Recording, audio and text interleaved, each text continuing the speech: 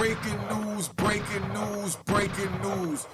Charleston White sat down on No Cheese and he broke down his childhood history of how he was raised and why he told on his childhood friend when he was facing a capital murder charge. Please sit back, watch this video, share it with all the young and old you know, because I'm going to give it to you straight. Charleston said it straight as far as he told then and he'll tell again today. And I'm going to break it down. Make sure you subscribe to my daughter's YouTube channel at Juanita Mecca Audio. All right? Juanita Mecca Audio. Remember that. Remember that.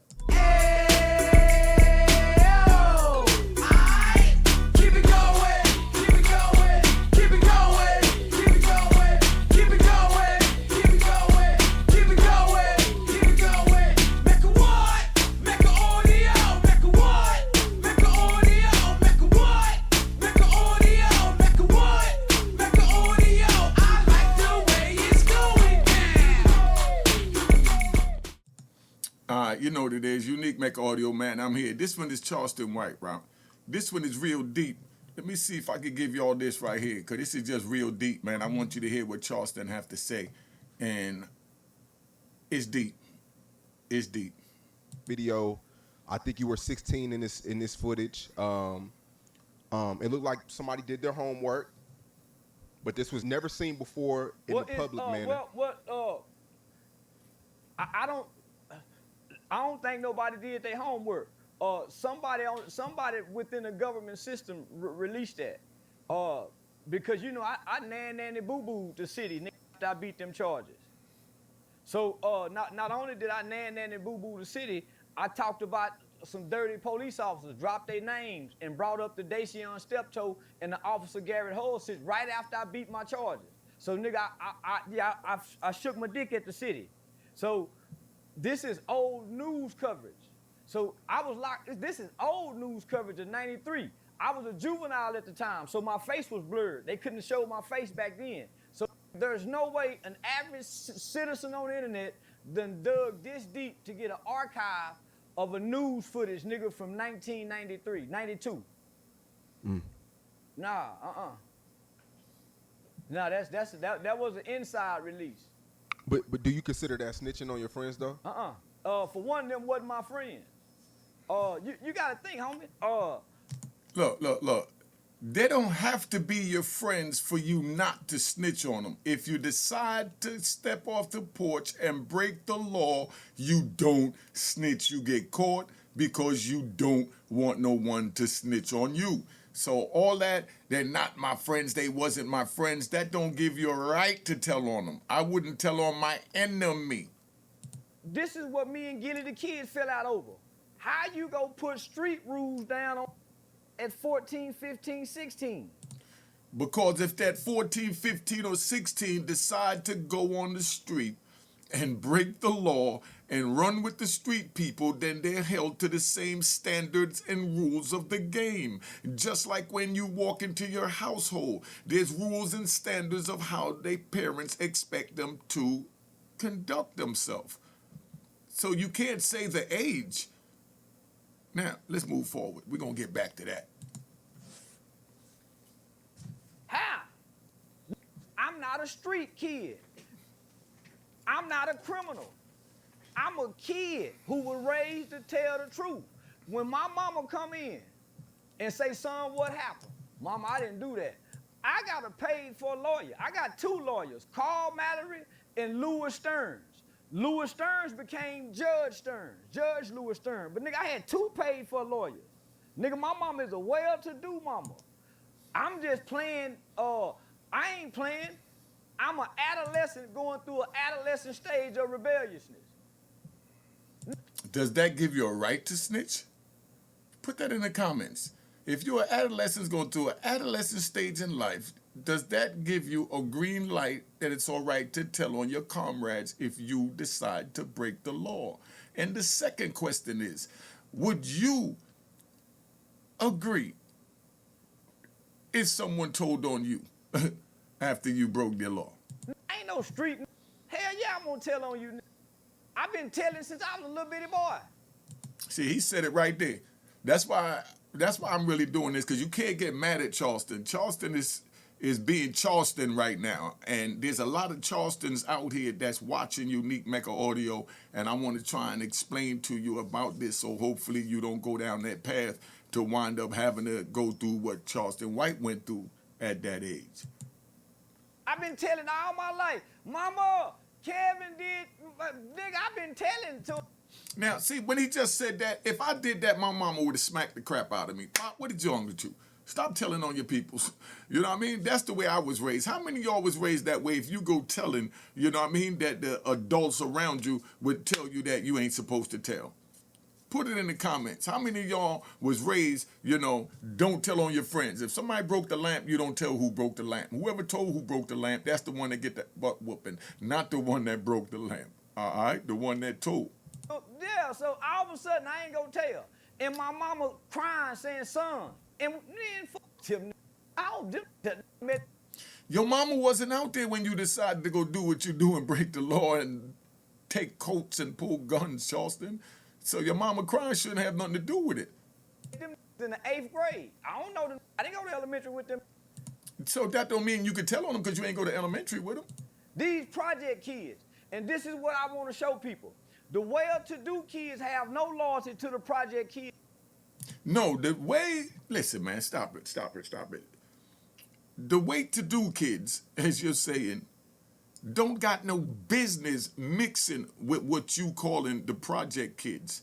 You don't mix apples and oranges because you're not going to get a straight apple or a straight orange. You're going to get a bastard. And 9 times out of 10, that would be a rat bastard. So you're saying the well-to-do kids and, you know, the project kids, well, if you know you well-to-do, you're not supposed to cross over into that project life. Stop it. Now, the project children, as you're saying, they want to experience that life. Maybe you wanted to experience the criminal life, but you experiencing the criminal life is experimenting with someone's freedom or life or liberty. Because you want to experiment as a well-to-do kid, and for this 2 weeks out the summer, you're going to go on a crime spree with this kid from, you know, the projects, and then you're going to tell on them because you see your mama raised you to tell. But did you tell these people that your mama raised you to tell? Did you tell them that? That's the question. Let's keep this moving. Hell yeah, I'm going to tell on you. My lawyer say, hey, who shot him? He did. He's the worst candidate. He been in and out of juvenile system. I'm a good kid. Hell yeah, I'm going to play good boy. He done put a 10 on a 2. He said, yeah, you know, not only he did it, he been out of juvenile system. He was a bad influence on me. He's the one that made me do it. I would have never did it if it wasn't for him because my mom never tell the truth. And anything happened, I'm supposed to tell the truth. And if I ever tell the truth, then I'm going to be like because he did that. Oh, God. There's no honor amongst thieves. Yeah, no. There's no honor among rat bastards because there's no loyalty. If you have loyalty, you have honor. Obviously, you have no loyalty to no one but yourself, and that's what you're describing, and there's nothing wrong with that, but, you know, you should have let them know that. Did they know that, Charleston? That's the question. And I know you don't give a crap if they knew it or not from where you sitting, but where I'm sitting, we always let the next person know where it's at, and that's where the honor amongst these come from. I'm honorable enough to tell you that if we go out and, you know, we taking jackets and a white man run up on us as a civilian trying to stop us, you know, and you hand me the gun, I'm going to do like you said and pop him because I'm a soldier. That's what that young man was thinking. He was looking up to you because you always been, as I could tell, very intelligent, articulate, and know how to comprehend things and articulate things, that you articulated things in a way that we're going to go to the mall, we're going to do this. Was this your idea, Charles? I think this may have been your idea, man, because you seem to be the brains. So, hell yeah, no, that ain't snitching. In from the jump, I say, hell yeah, I told nigga, my mama came in to who, he did it, mama. But did you tell them before the crime that if your mama came in and asked who did it, that you was going to say he did it, mama? That's the question. Put it in the comments. Let me hear how you feel about this. And my lawyer and them say, this is what we going with. That's how I became famous on the internet. Remember the Pop Hunter situation, me and your first interview? That's how, so now we back to the beginning of how Charleston White got started. Gilly the kid and his son with that Pop Hunter kid because same situation. That's what made me come forward. Nigga, how we go? So how we gonna trick the kids into street shit, and you not raised in the streets? But by letting the kids that's not raised in the street stay away from the street, it's not tricking them. You're tricking the kids from the street to believe that these kids that is not from the street, you know, is follow the same rules and conduct. Let's go. When my mama come to the police station, I remember one time me and my cousin snuck out the house, and we went to mess with some girls stealing cars. The police get on us. Them get arrested and go to juvenile. I get away. Do you know what my mama said the first thing she did when she went down to pick my cousin up from juvenile? I know Charleston was with y'all. Where he at? My brother committed a murder. My mama made him go turn himself in. Homie. Now, that's a long generation of snitching then. That's what you call it. And I'm not saying that in a bad way, because that's the families that I know growing up. I know families and people and kids that would do everything that Charleston is saying, and being that I'm on the street, I know that. So I'm not gonna cross paths with them other than cordial, you know, what's up with neighbors, and we keep talking. You know what I'm doing. You stay out of my business, you know, and I know what you're doing, which is working towards going to school and having a better life in the long run. And I'm gonna stay out your way. Because right now, I want to have it the fast way. I want a fast run. So I'm out here dibbing and dabbing what I'm doing. So, and if these kids committed a crime, I've seen them, you know, steal something with me, go home, tell their parents that they stole it from the corner candy store, and the parent took them back to the store to give it back. Let me ride and tell you one. This is how I knew when I grew up, right? This is how I knew when I grew up.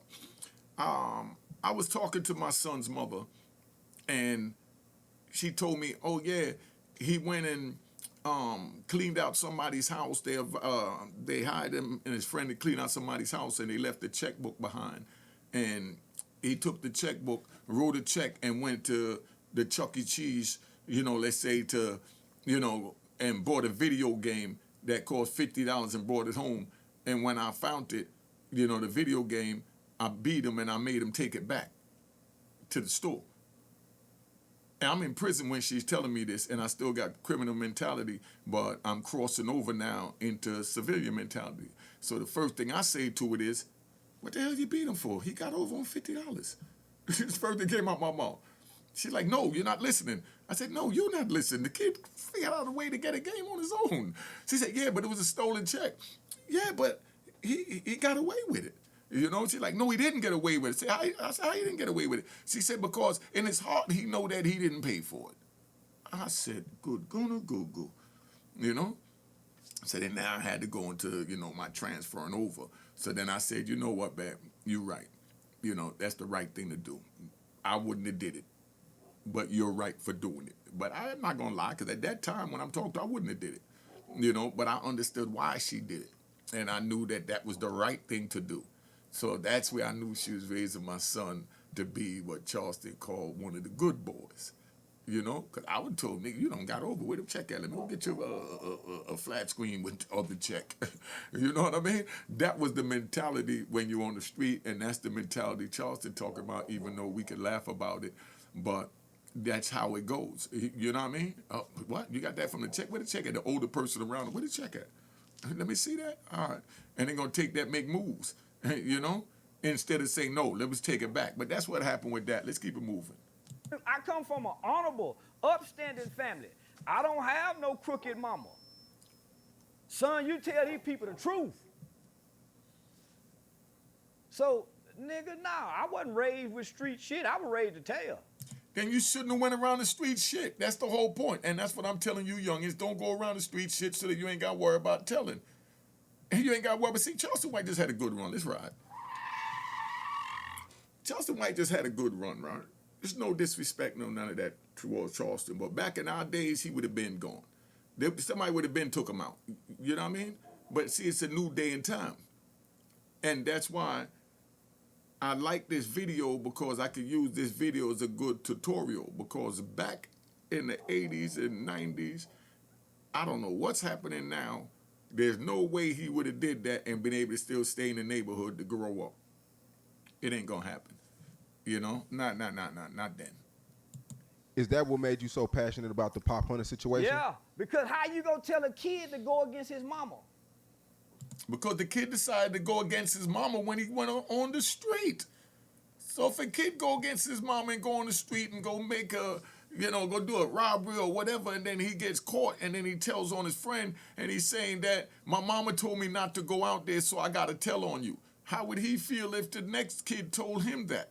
How would you feel if they told you that? Put it in the comment.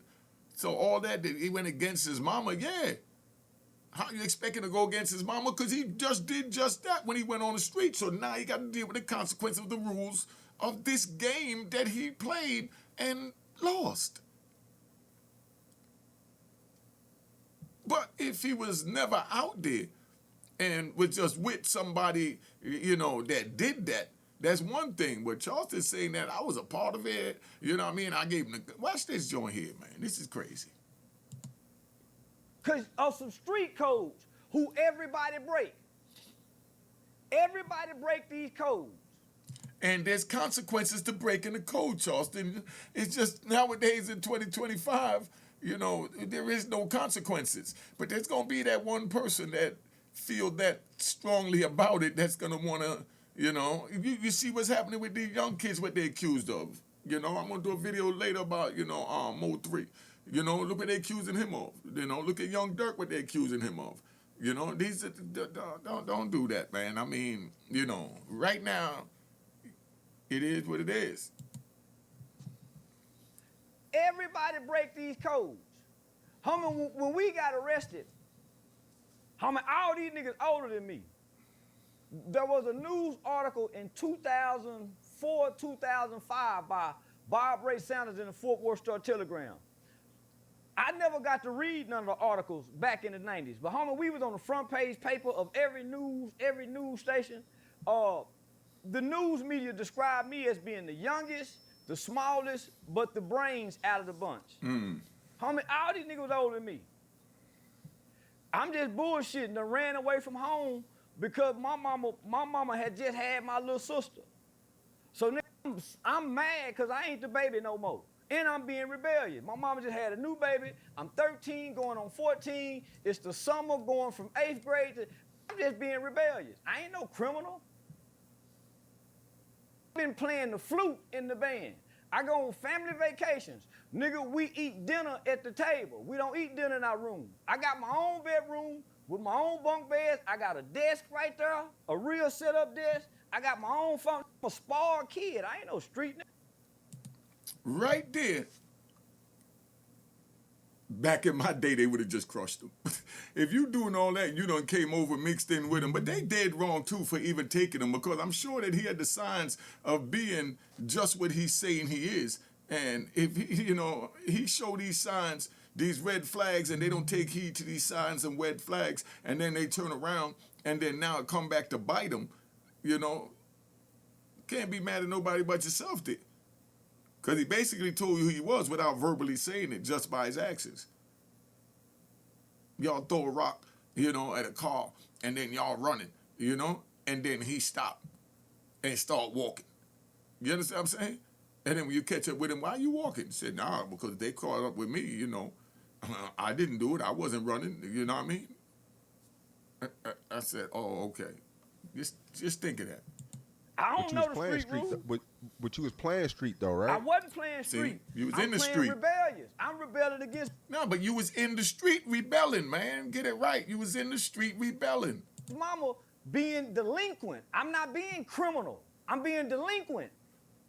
No, listen, man. You're being delinquent, committing criminal acts. Yes, you are delinquent because your age come first, and then the next thing you did was commit a criminal act. So don't say because I'm a delinquent, I could commit a criminal act and it's okay. No, because they even got laws and rules for juveniles, your age that did just that. Stealing jackets. We breaking into houses. Still illegal, still criminal. We ain't being criminal, we being delinquent. There's a difference. Criminal delinquent. We That's breaking it. bottles. We breaking in the car. We sneaking in the girl. We ain't shooting guns and killing. They ain't doing. You know, see, this is a prime example of what they taught me in psychology in prison. Because, you know, in prison, I took 3,500 hours of psychological training to find out why I think the way I think and why I'm so honorable in the manner that I'm honorable. And 90% of the people, 95% of the people around me, you know, wasn't honorable, you know. But I'm sitting there, and I just lost my train of thought because this whole conversation right here blowing my mind. Let me run it back. Just one. Nah, I'm gonna just play it because I think we rolled it. Doing none of that. Breaking in people's houses is criminal activity, though. It's delinquent. It's delinquent. Did you hand him the gun before he shot him? Yeah. You heard me say, yeah, I'm proud of it. Listen to this. And you told him shoot him. Yeah, shoot that motherfucker. But I ain't Yeah. mean, I'm just talking. Now Yeah, you just talking. Dumb up. I ain't mean. Is this your gun at the time? Nah, homie, we had so listen, I'm just out. So listen, so I ran away from home. Let me hear this. He didn't want to get back My on mama that was one. being strict. She pregnant with my little sister. Just had my little sister at the time. So the baby no more. Nigga the baby of the family. So nigga just being rebellious. My brother in and out of trouble. So nigga, you gotta think. I had 9 eye surgeries from age. So I fell in the washing machine. Think about this, nigga. I fell in the washing machine at age 5. I didn't learn how to walk again till almost age 8. By age 8, I put my eye out. So nigga, from 5 to 8, I'm in and out the hospital for surgery. So I ain't go to school. I got a private tutor. So nigga, I'm a sheltered kid. So at age 8, I put my eye out. So from 8 to 12, I had 9 eye surgeries before having my eye removed. So I ain't playing outside. I ain't playing sports. In and out the hospital. So by the time I get into 6th grade, I get my eye removed. Now I got a prosthetic eye. But I'm still in and out going through the doctor. By the time I get to 7th grade, this is my first full year of having a prosthetic eye. No more surgeries, no more doctor's appointment. Now I finally get to be a kid. Now I'm in middle school. I don't know nothing about crime. Now we're in the 8th grade. To catch a murder case in the 8th, I don't know nothing about it. I just come out the hospital being laid up. I ain't no criminal. See what I'm saying? Listen. That's what I was saying where I lost my thought because this is blowing my mind. When I took those 3,500 hours of psychological training, the first thing they taught me that there was something called mollifying. Mollifying is where you try and make excuses to justify a wrong to make it right. Mollifying. That's what he just did. He just mollified his whole childhood that led up to this crime to try and make it right all the violations that he committed when he chose to go on the street for that one incident. One incident, just like you drive down the street and you hit somebody with a car. That one incident, now you're in jail for life for vehicle homicide. One incident. So that one incident that Charleston White chose to take when he got out the hospital, got out of middle school after being laying up in the hospital, it cost him. And that's why they took him to trial. And you better believe whatever happened inside that car before he handed him the gun, after he handed the gun and he allegedly shot the dude or whatever, before all of that, if Charleston wouldn't have said nothing, if nobody wouldn't have said nothing, they would have had to break that joint down. Or they all would have went to jail for it. You know what I mean? But when you're a criminal, there's just certain things you stand on, and that's you don't tell on your comrade, even if that mean that all 3 of us go to jail. But that's where one is supposed to step up and say, nah, I ain't gonna let y'all go. I'm gonna go ahead and take this, Charleston. You ain't really from this side of town, man. You know what I mean? You just out here committing this. Yo, go ahead. And I'm talking about, I've made decisions like that when I was that age. So that's not that's not far-fetched for a 14-year-old to make a decision like that. You know, but, you know, everything he just said, he was mollifying his wrong actions to get sympathy. Let's go. No motherfucking criminal. I don't know no street codes. I know what I know to do right, and I know what's wrong. I know you tell the truth, nigga. You be honest. I'm an honest kid. Yeah, no, hell yeah. So anybody tell you, yeah, that nigga brutally honest. Ever since he was a kid, that nigga brutally honest. Yeah, we did this. Because this is how I was raised. So the core foundation of who you are. And right there, that's where they should have, no disrespect, bodied you. You know what I mean? You wasn't supposed to, be alive coming around these men and you telling me that you know you was raised in this core that if that's what it is, stay in that core, man. Stay in that core. When you enter outside that core, you make yourself susceptible to anything outside that. That includes standing on the code that you know that you don't want your comrade to tell on you. All right, let's go. Why do you think so many niggas tell on First 48? Why you think there's so many niggas who tell? Because the core foundation of who you are is good natured based on how our mothers and grandmothers raised us. And he did right on everything he said. But once you choose to go on that street, what your grandmama told you different. Let me give you a ride, right? When I picked my son up for the first time, he was about 8 years old, right? The one that I had. He was 8 at that time. The other one was 7. So I picks him up and I get him and we hanging out and he's up at the Mecca and we up there. I mean, don't judge me. I'm just keeping it 100. We doing what we got to do, the same thing I got locked up for. You know what I mean? Cooking coke and rolling up weed and drinking Cisco and Moet and got girls up there dancing and stripping. And yes, I had my 7-year-old up there with me. Forgive me. I'm just keeping it 100. We don't do no line over here at Mega Audio. My son knew how to roll a joint at 7, 8 years old. My man sat him down and showed him how to roll a joint. I didn't do it. I had no problem with it, just for the record. But they was chilling, you know what I mean? I said, yo, show them how to roll that up, man, so we can finish doing what we're doing. Because I just incorporated him as one of us. So now when we talking, we might grab our crotch and be like, yeah, right. You know how men be men. So I take my son over to go see his stepmother to drop him off for a minute because I had to go make a move to get rid of what we was just cooking. So I go drop him off, right? And when I drop him off, 5 minutes after I leave, she calls me and made me come back. Now I'm going to be running late for the sale. So I go back. I said, what's up? She said, no, you got to take this little dirty, da-da-da-da, and the grandma going off. Because the little kid grabbed his crotch at the grandmother when she said something that he didn't like, and this is an older woman, so she blew a gasket, So she called him every name in the book, asking him what his mama teaching him and blaming everything on his mama. And right there, I had to come clean. I said, yo, nah, it wasn't his mama. When I have him in New York, he's around me and the homies, and he's watching what we do, and I allow him to do what we do. I just have to explain to him that when he's around us, he could do what he want to do.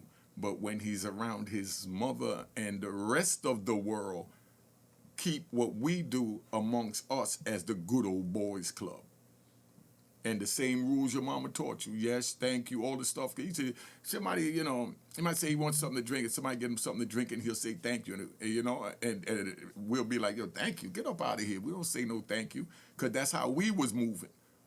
And this is what I was instilling in this kid. So maybe that's why I deserve to get locked up and spend 26 years in federal prison. Right? Go ahead, you rat bastards, put it in the comments. Because you want to do something to troll, but I'm just keeping it real, letting you know my trauma and how I made my mistakes so that if anyone out there that's making these same mistakes now, they'll know how to, handle it differently. But, yeah, so I had to let them know, yo, separate the two, man. But the culture wants you to believe we all come knowing and raised this street shit. Why you think so many snitch? Because the core foundation of how they was raised is to tell the truth. Nah, like I said, I can't say that because if the lamp got broken and my mama or my daddy came in the room and said, who broke that lamp? And I said, my brother did it. They gonna beat the crap out of me for telling on my brother. You know what I mean? But that's just how it was. So, I mean, don't condemn moms and pops, but, that's how we was raised back then. So, no, Charleston, everybody didn't have that in their core. I can't agree with that. Put in the comments if you had it in your core to tell on your brother. in your house. That, you could actually tell on your brother and no one in there say that you're not supposed to tell. So when you get in trouble, homie, the core foundation of who you are comes forward. Rat bastard. So here we are, we done committed a murder, broad daylight at the mall. Broad daylight during school hours. There was a girl, Mollifying. by the name of Ursula, who was at the mall at the time, her and her mom. That's how they identified us. Ursula went to school with us. So that's how we get identified. They go to the school, get the yearbooks, and then I got our pictures. I come up with a plan after the murder. I tell my partner DJ. Now DJ 15 at the time. DJ was a good kid, never been in trouble, only child, nigga worked at Red Lobster, good play sport and fuck with hoes. Antoine Doolittle, the shooter, is a nigga from, I think they from South Dallas, Oak Cliff, some just moved, just come to the city. He had 2 brothers that were in and out of prison with a life sentence, mama in the project, he in and out the boy at home, really didn't fuck with girls, but he a project nigga. His mama let him stay out all night long. So me and DJ, 2 different backgrounds from these other 2. Then y'all shouldn't have been mixing with them 2 of them. Me and DJ go to school together. We don't really go to school with Antoine and him. Then you should have stayed your ass away from Antoine and them. We just passing each other during the summertime, so there's no real friendship. And there shouldn't have been no real hanging out, breaking the law together. Come on, Charleston, you're grown now. Let's take the responsibility and stop all this mollifying. All this that you're seeing right now, you're in my psychology class, is called mollifying. Trying to make a wrong right. We just hanging during the summer. That's how most get in trouble. Going to go group up with some new group of friends during them summer activities. That's how get in trouble. Antoine and them couldn't have came to my mama's house. Nigga, my mama never met Doolittle. I would run away from home, and that's where I would go stay because his mama let anybody come over. He can do anything. My mama would come over there looking for me. His mama say, no, he ain't here. He couldn't come to my house. Those, my mama didn't play. Yeah, that's crazy. That's crazy. That's crazy. That's crazy. That's crazy. I'm going to tap out right there, man. I'm going to tap out right there. Been on here long enough. Make sure you subscribe to my daughter's YouTube channel at Juanita Mecca Audio. I enjoyed y'all coming.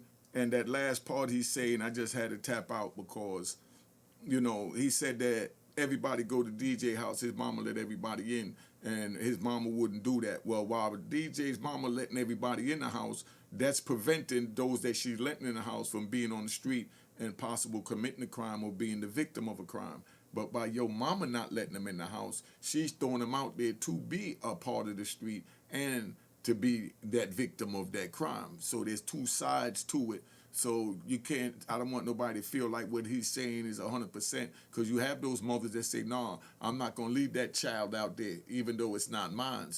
If the mama ain't letting him in, I'm letting him in here. That way I know that child got a roof over his head and he going to wake up in the morning. That's the love that's in, as Charleston White call it, the project living. That's the honor amongst thieves. All right, let's tap out. Let's tap out. Cheers, cheers, toast the crime, toast the crime, the crime, the crime, the crime.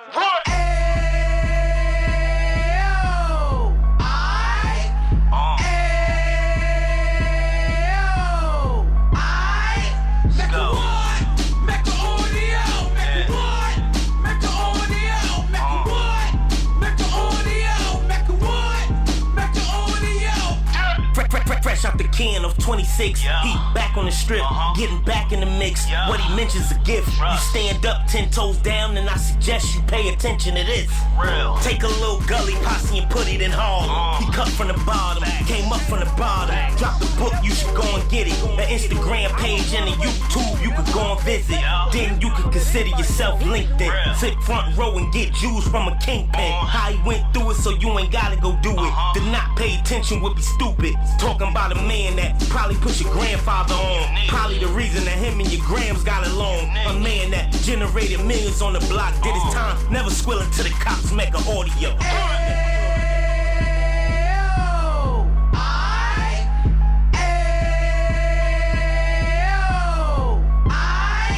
Mecca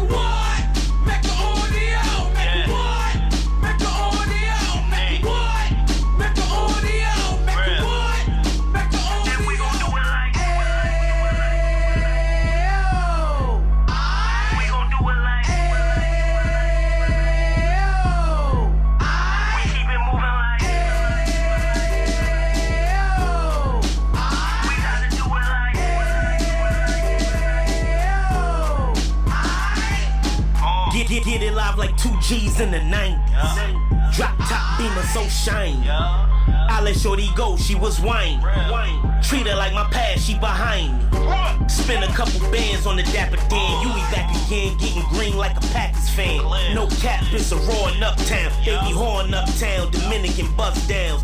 Now we on the positive, we got a lot to give. Now he trying to stop the kids from being inoperative. So take heed, homie, lend an ear. He started in Uptown, he gon' finish dead. But now it ain't about selling drugs, buying cars. It's about buying property to make the community yours, so we can give back to the. Cheers, cheers, toast the crime, the crime, the crime, the crime, the crime.